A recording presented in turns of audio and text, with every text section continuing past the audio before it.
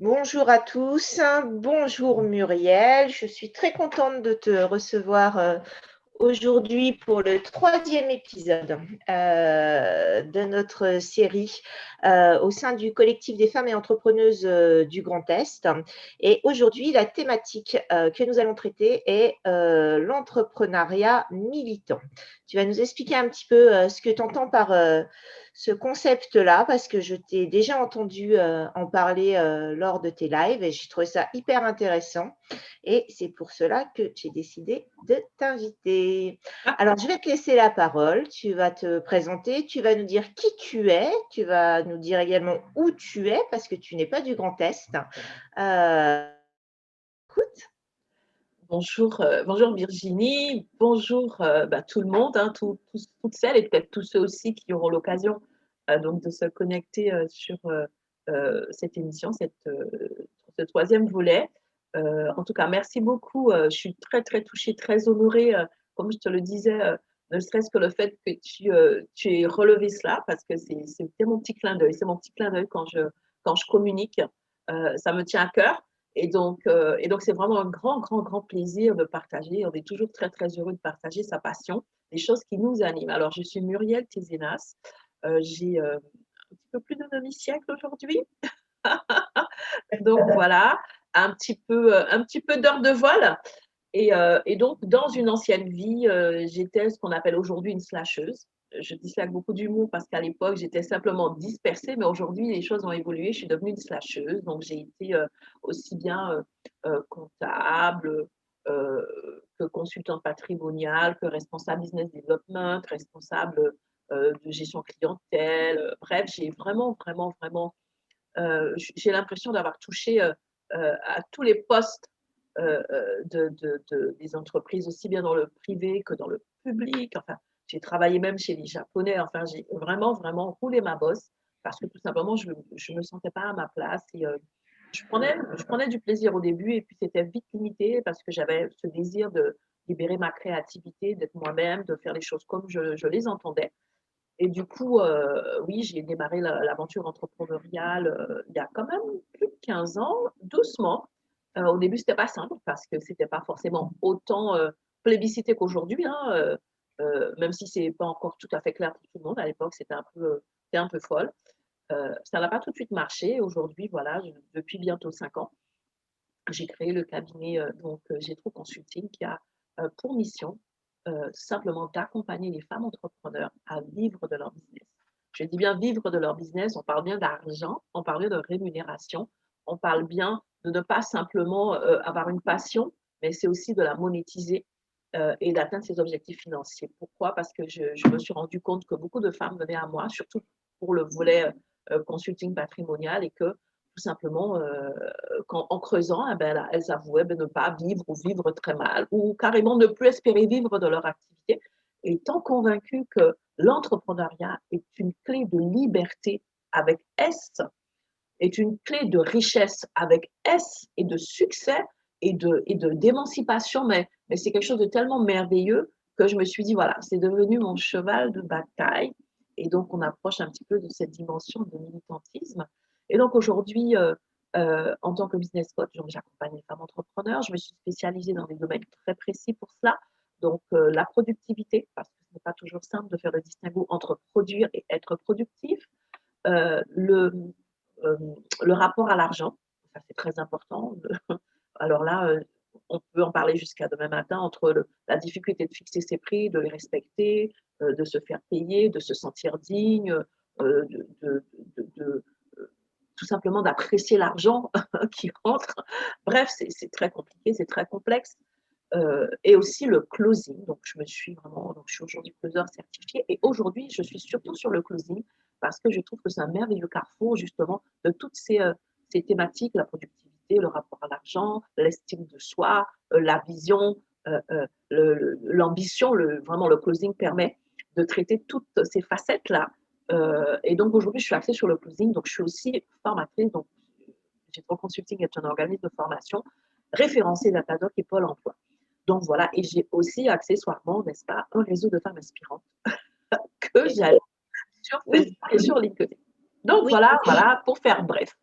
pour Tu, faire tu te situes, tu te situes où, Muriel? Tu nous as pas dit, hein. Alors oui, alors moi je suis en Île-de-France, je suis, vraiment, en région parisienne, mais j'insiste là-dessus, je travaille en dématérialisé bien avant le confinement. Disons que le confinement m'a fait passer de 50 à 90, et donc je travaille avec la France, avec l'Afrique, avec les États-Unis, avec les Antilles. Je travaille vraiment avec toute personne qui a cette petite lucarne.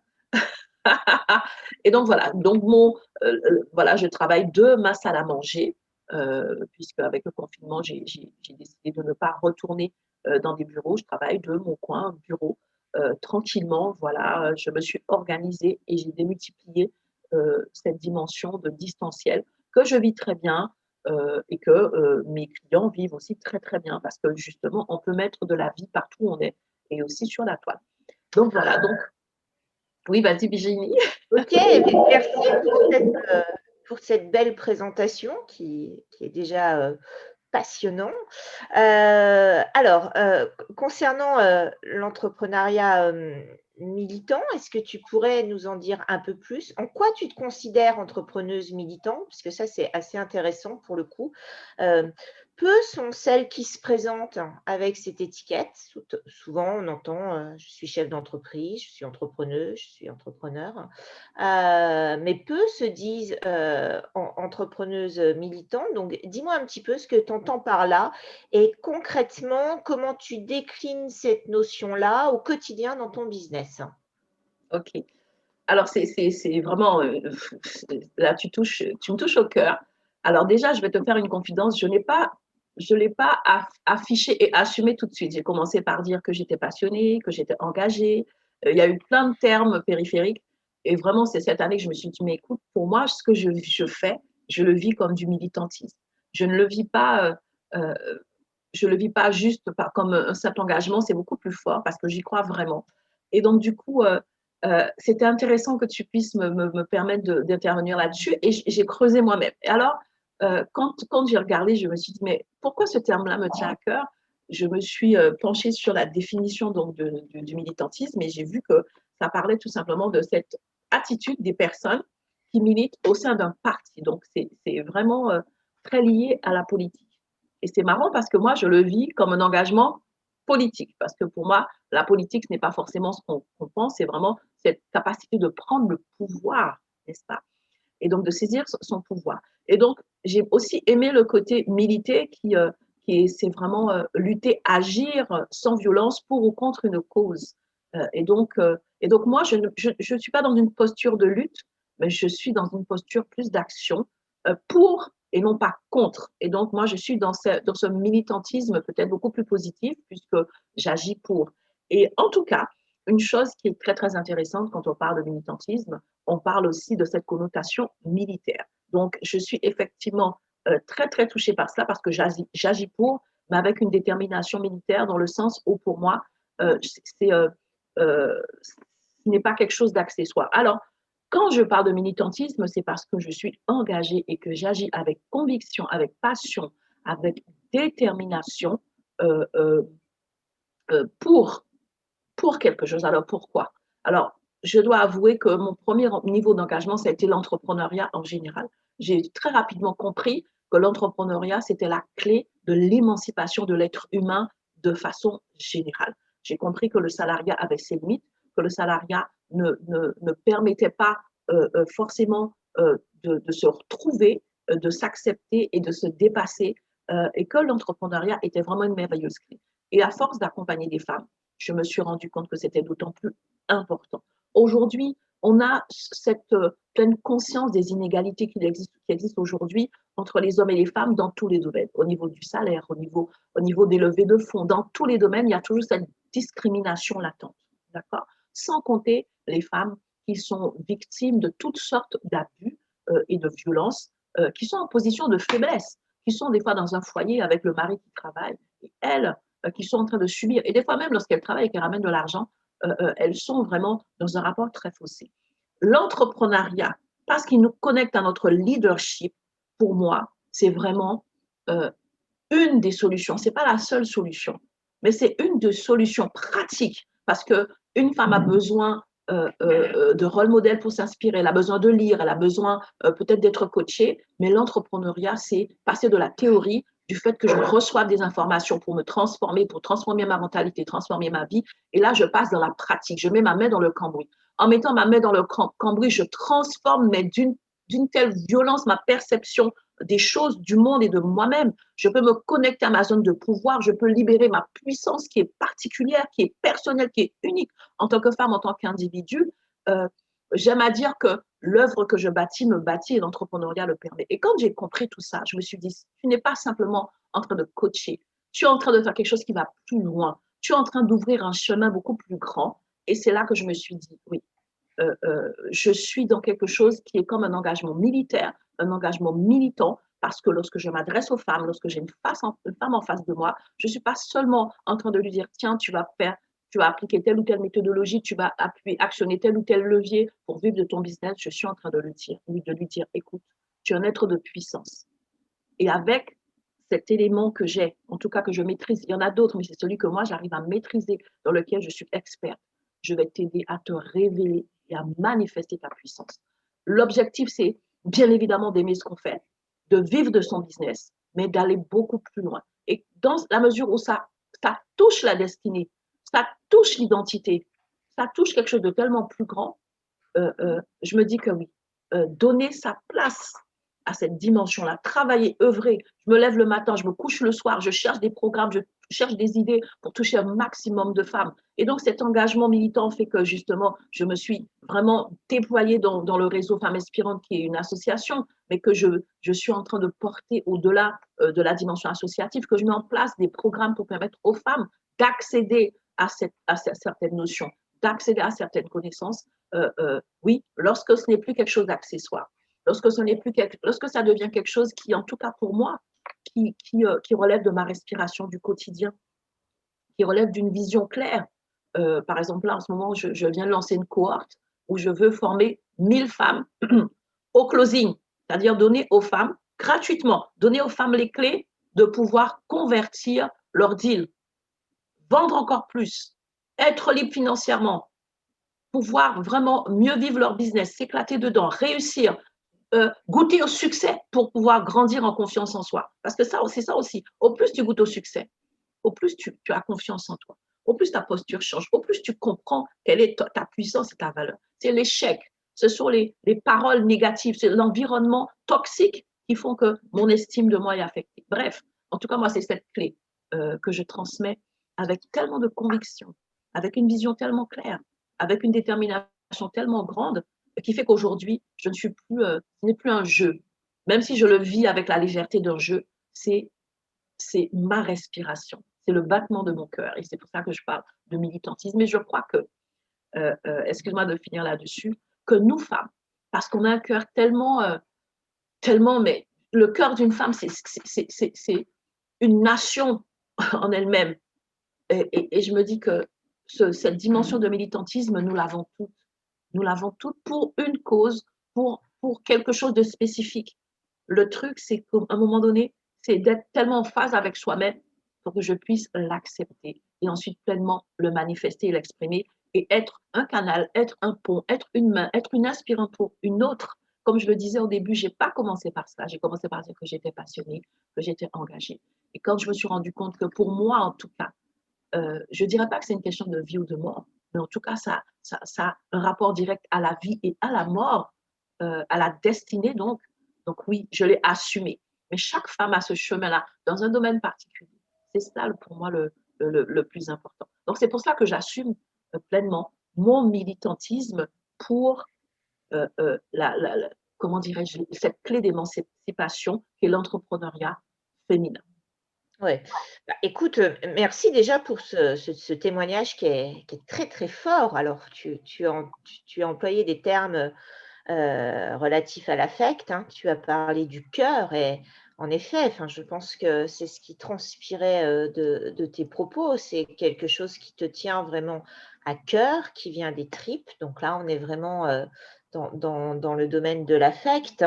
Donc, on a bien compris qu'en effet, c'est plus qu'un business, quoi. C'est quelque chose que tu vis au quotidien et qui t'anime. Donc, ça, on a compris la puissance du message. Alors, lorsqu'on a préparé cette émission ensemble, on a aussi parlé de quelque chose que j'avais remarqué. Alors, moi, je te vois passer sur les réseaux. Je vois que tu es une femme d'influence sur les réseaux, hein, et que ton influence dépasse bien largement la France, hein, et que tu touches notamment les îles, tu touches l'Afrique, voilà, les États-Unis, tu nous disais tout à l'heure. Et quelque chose, moi, à chaque fois me surprend, c'est l'engagement de la communauté africaine sur le sol africain. C'est-à-dire que régulièrement, moi, je rencontre des entrepreneuses françaises qui ont des liens forts avec l'Afrique et qui entreprennent le développement d'une fondation, le développement d'une école en Afrique. Et alors ça, je trouve ça juste incroyable, génial. Et je voulais un petit peu que tu nous en parles parce que ça, c'est quand même un trait qui me semble important de noter au sein de la communauté africaine en France, hein. Oui, ça aussi, c'est une des facettes de ce militantisme. Il y a bien évidemment plusieurs facettes, hein, n'est-ce pas? Ça me nourrit et je le nourris de ma créativité. Et c'est vrai que en tant que Noire, donc j'ai toujours un regard particulier sur l'Afrique.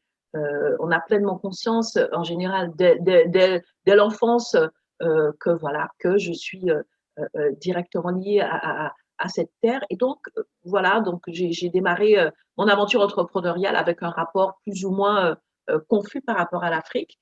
Et je dois avouer que c'est vraiment cette année que cela a été beaucoup plus, que ça a pris du sens. Parce qu'on fait certaines choses, peut-être dans la bonne direction et qui sont de bonnes choses, mais tant que ça n'a pas un sens particulier pour nous, alors notre déploiement est différent et on vit les choses différemment. Donc, j'avais déjà conscience que l'Afrique est quand même le continent où l'entrepreneuriat féminin est est le plus fort. Vraiment, c'est le continent numéro un en matière d'entrepreneuriat féminin. Et ça, vraiment, comme justement, ce sont mes thématiques cœur, âme, sang. Donc, ça me parlait déjà. Dans mes échanges, dans mes rapports, ça me portait. Ceci étant, c'était quand même un petit peu teinté parce que lorsqu'on lit certains rapports, c'est énormément réduit à cette dimension d'entrepreneuriat de nécessité. C'est-à-dire que voilà, entre guillemets, ils n'ont pas le choix. Et donc, ça fausse un peu le jeu. Ça fausse un peu le jeu. Et c'est vraiment cette année que j'ai vécu quelque chose de particulier, puisque pendant le confinement, j'ai eu l'occasion d'intervenir sur l'impact de cette crise sanitaire que nous traversons sur l'entrepreneuriat féminin. Et donc, lorsque j'ai été contactée par le Club Efficience pour intervenir là-dessus, c'était donc sur l'entrepreneuriat féminin, mais j'échangeais énormément avec des femmes d'Afrique à ce moment-là, beaucoup plus que d'habitude, et j'étais en train de percevoir quelque chose qui me parlait. Je percevais des notions qui m'interpellaient et qui me correspondaient. Je me suis rendu compte d'une chose, que ces femmes, on parle de cet entrepreneuriat de nécessité, mais ça va beaucoup plus loin, parce que ces femmes qui sont engagées dans l'entrepreneuriat, peut-être que le point de départ et que la motivation première, c'est la nécessité, mais lorsqu'elles commencent à développer leur chiffre d'affaires, elles réinvestissent dans leur famille, dans le village, dans aussi des secteurs tels que la santé, tels que l'éducation. Bref, elles deviennent des actrices fortes, des piliers, et cela dans tous les pays d'Afrique, elles ont cela en commun. Ce n'est pas un entrepreneuriat de complaisance, ce n'est pas un entrepreneuriat, bref, je ne trouve pas d'autres termes. Quoi qu'il en soit, c'est un entrepreneuriat engagé et militant. Elles sont dans un engagement. Et ce sont ces femmes, justement, qui, elles aussi, vont pouvoir créer des orphelinats, des écoles, des puits. Bref, elles deviennent des acteurs incontournables. Des fois, simplement au niveau de leur commune, de leur ville, de leur village. Mais c'est tellement beau. Et j'ai vécu quelque chose de particulier parce que pendant le confinement, au niveau du réseau Femmes Inspirantes, nous avions mis en place un programme d'entraide. Et pour ma part, donc j'avais mis en place un programme que j'appelais Weji, Weji qui veut dire trouver la crise dans l'opportunité. Pardon, trouver l'opportunité dans la crise, c'est mieux l'inverse quand même. Et du coup, j'avais mis en place des capsules, des micro-coachings et surtout le samedi matin, j'avais continué un programme que j'avais déjà de workshop, donc d'accompagnement hebdomadaires pour travailler les plans d'action pour que les filles ne puissent pas être happées par les émotions et vraiment rester focalisées sur leur stratégie. Et je me suis rendu compte que des femmes d'Afrique se connectaient. Le truc, c'est quoi? C'est que pour moi, 8 heures du matin, c'était 6 heures du matin pour elles. Ouais. Elles se connectaient et elles étaient là. Il y avait 3 heures, c'était 3 heures tous les samedis matins, donc pour elles de 6 heures à 9 heures, elles étaient là. Et elles étaient là toutes les semaines. Et lorsque le confinement a pris fin et que j'ai dit qu'on arrêtait, elles m'ont dit on veut continuer. Et là, je me suis dit, ces nanas-là, elles ne jouent pas. Elles sont engagées parce que ce n'est pas simplement faire du business, avoir de l'argent, c'est soutenir l'économie, soutenir l'éducation. Mais j'ai trouvé ça tellement fort et tellement beau que là, je me suis dit, OK, tu as la réponse à tes réponses. Tu as de quoi aller plus loin. Et aujourd'hui, je travaille ce volet-là encore plus pour aider les femmes entrepreneurs africaines à être entendues, à avoir plus de portée, à pouvoir vraiment trouver les ressources dont elles ont besoin pour cet engagement militant dont elles n'ont pas conscience. Pour moi, ce sont des femmes militantes qui portent des causes au-delà de l'entrepreneuriat. Et l'entrepreneuriat devient l'outil qui permet justement de porter ces causes-là. Ces femmes, de façon intuitive, ont compris que l'entrepreneuriat est une clé de liberté. Je disais liberté avec S parce que malheureusement, on est dans cette société. Lorsque tu as les moyens, tu peux choisir. Le fondement de la liberté, c'est de pouvoir choisir. Choisir son mari, choisir son travail, choisir son environnement, choisir de dire non. Et aujourd'hui, ce choix-là, qui est vital, qui est tellement, non, qui ne doit même pas être contesté. Il est en permanence remis en cause pour les femmes. Lors d'une négociation salariale, lors de ceci, elles n'ont plus le choix. On ne veut plus leur permettre d'accéder à cette dimension de choix. Et en Afrique, ces femmes entrepreneurs ont compris qu'avec l'entreprise qu'elles sont en train de développer, elles peuvent reprendre cette dimension de choix, donc de liberté. Ce n'est pas simple. Ce n'est pas simple. Elles m'ont expliqué leurs problématiques, mais elles ne sont pas découragées. Elles ne sont pas démotivées. Elles ne sont pas démotivées et elles savent apprécier chaque résultat, aussi petit soit-il. Elles savent vraiment célébrer chaque chose parce qu'elles connaissent la valeur. Et donc, vraiment, les choses sont en train de se construire par rapport à ce programme au niveau des femmes africaines. Et pour tout vous dire, j'ai décidé de me faire accompagner parce qu'il y a quand même plein de choses que je dois encore apprendre.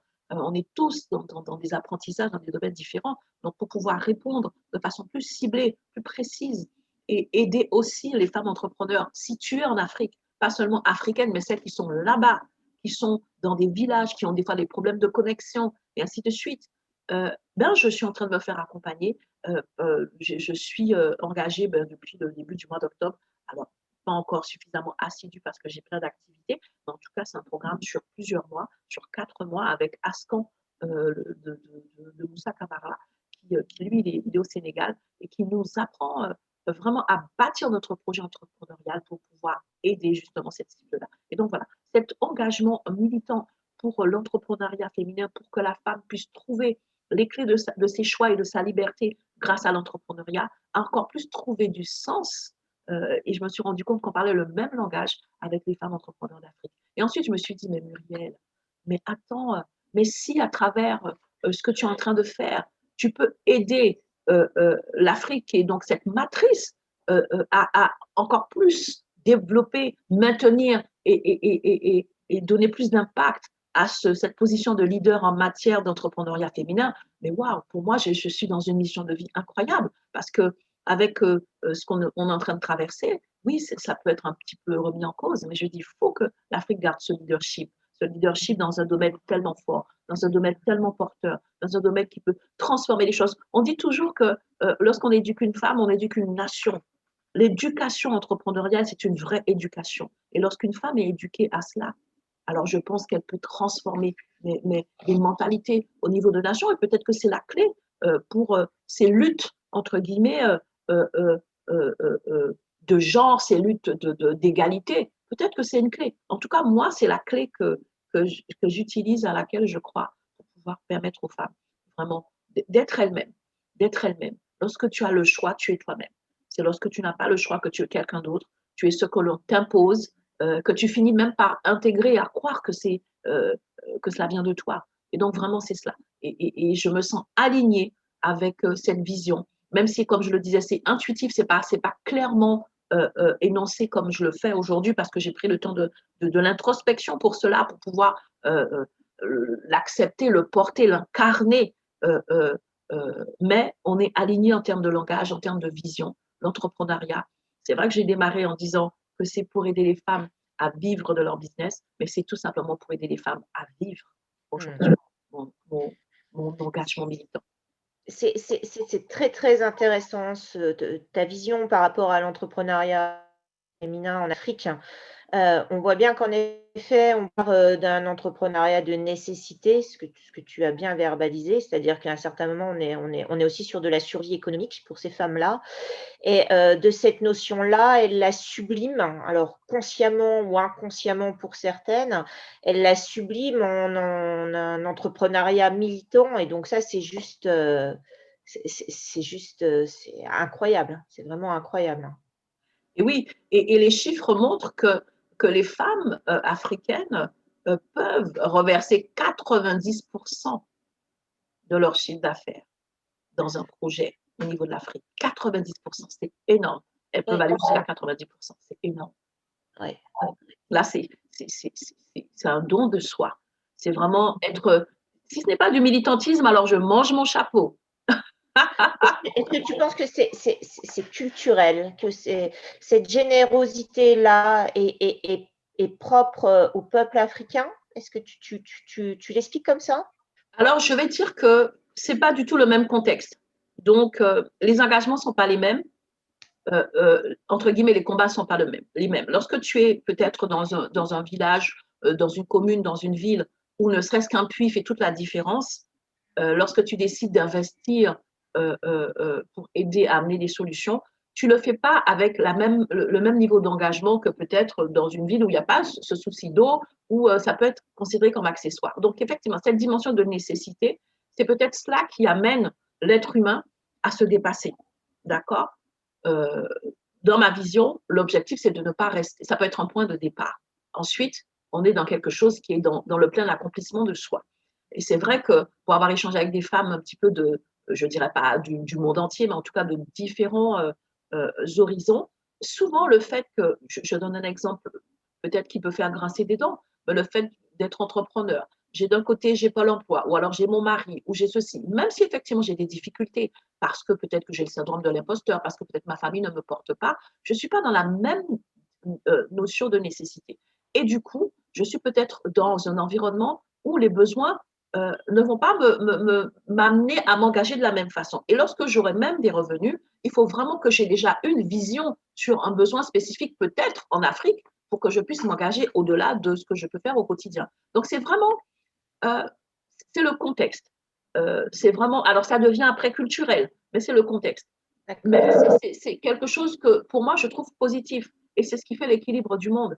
Il y a quelque chose qu'on dit chez nous en Guadeloupe, je suis originaire de la Guadeloupe, je vais le dire en créole et après je vais le traduire, qui dit ça qui ni dents, pas ni noisette, ça qui ni noisette, pas ni dents. Ça veut dire que ceux qui ont des dents n'ont pas de noisettes et ceux qui ont des noisettes ont des dents. Et donc, euh, par exemple, en Europe, l'accès à l'entrepreneuriat est super facilité, à la formation, à tout ce qui peut être déployé en ligne, c'est super facilité. Et pourtant, il y a beaucoup de femmes qui ont du mal à se dépasser dans leur aventure entrepreneuriale. En Afrique, elles ont pas tout cela. C'est vraiment, c'est fait souvent de briques et de broc. Moi, j'ai des femmes qui, des fois, elles se connectaient 10 fois, se reconnectaient, ça coupait l'électricité, tout et tout. Mais elles avaient un moteur tellement puissant. Et donc, pour moi, ça fait l'équilibre. Certaines ont ce moteur, d'autres ont les moyens. Et l'entrepreneuriat, c'est quand même les deux. C'est quand même les deux. C'est voilà, ce beau mariage de moteur. Voilà, ça te nourrit et tu le nourris. Mais pour moi, lorsque je parle de closing, je parle beaucoup d'amour, mais en fait, pour moi, c'est vraiment une histoire d'amour. Il faut s'aimer soi, il faut aimer l'autre, il faut aimer le principe d'accomplissement de soi. Et s'il n'y a pas cet amour-là, on ne peut pas parler de passion, on ne peut pas parler de militantisme, tu ne peux pas aimer si tu es aigri, frustré. L'amour, c'est quelque chose qui sublime tout. Et c'est un merveilleux moteur. Et donc, je pense que ces femmes d'Afrique, quand elles sont en train de s'investir pour un puits, pour une école, pour quelque chose, elles ont de l'amour. Peut-être toutes ces petites jeunes filles ou ces garçons qu'elles ne connaissent pas, mais quand elles sont en train de voir, en penser, dans leur esprit, de dire voilà, je vais amener des solutions pour un village. Bref, il faut de l'amour. Il faut de l'amour. Le militantisme, et c'est pour ça que dans ma traduction, je n'ai pas choisi, parce que le militantisme est dit comme lutte contre. Moi, j'ai choisi agir pour, parce que dès l'instant qu'on est dans une lutte et qu'on est contre, pour moi, on est en train de sortir de ce qui est simplement l'amour et le don de soi. Donc, même si on a l'impression de lutter, mais moi, pour moi, je le traduis toujours comme j'agis. Je mets en place un plan d'action, j'ai une stratégie, j'agis pour quelque chose. J'agis pour euh, là où il y a peut-être de l'obscurantisme, amener de la lumière. Là où il y a du découragement, amener du désespoir, mais surtout donner du sens et une direction à ce qu'on est en train de faire. Je ne suis pas simplement en train de vendre, je ne suis pas simplement en train de vendre des produits, des services. Il faut que je comprenne que ça peut avoir un impact beaucoup plus grand, non seulement sur ma destinée, mais sur la destinée de plein d'autres personnes. Ce que je bâtis me bâtit. Et ça, c'est tellement puissant. Merci Muriel pour ce beau message d'amour. Oui, on a terminé sur un message d'amour et ça, c'est quand même tellement puissant. Moi, j'aime ta vision qui dit que tu es militante, mais tu ne combats pas contre un système ou voilà, tu fais avec et tu es force de proposition. Voilà, bah, écoute, merci d'avoir partagé ce témoignage. On mettra tous tes réseaux dans les commentaires, notamment ton réseau de femmes inspirantes, où tu communiques beaucoup. Il y a beaucoup de choses qui sont organisées, des lives, des masterclass. Donc ça, c'est juste génial. Et j'invite toutes les femmes du collectif, des femmes entrepreneuses du Grand Est, à aller faire un tour sur tes réseaux et puis à rentrer en contact avec toi parce que voilà, tu nous as montré que tu étais une vraie belle personne, très généreuse et merci pour tout ça, Muriel. Merci beaucoup. Merci vraiment de me permettre de parler de ce qui m'anime. Et je suis convaincue que nous le sommes toutes. Et c'est pour cela que j'ai appelé mon réseau Femmes Inspirantes. Des femmes me demandent des fois, mais je ne suis pas une inspirante. Tu l'es forcément pour quelqu'un d'autre à un moment donné. Le processus, ça va être simplement de te permettre de le comprendre, de l'accepter, de l'embrasser et de le révéler encore plus. Mais ce que moi j'incarne, toutes les femmes l'incarnent, en tout cas, ont ce potentiel-là. Et lorsque on peut aider une après l'autre à le faire, mais je crois qu'on est en train d'éclairer le monde entier, l'univers entier, mais c'est merveilleux, c'est merveilleux. En tout cas, merci de me permettre, voilà, aujourd'hui, de partager cela et de dire aux femmes, mais nous sommes des êtres de lumière, nous sommes des êtres de vie, d'amour et de puissance. Oui, oui, oui, oui. Je ne suis pas qu'une entrepreneur. Tu n'es pas qu'une entrepreneur. Femme du Grand Est, vous n'êtes pas que des entrepreneurs. Très bien. Merci Muriel. Merci beaucoup Virginie et puis à très vite. À tout vite. Salut. Merci.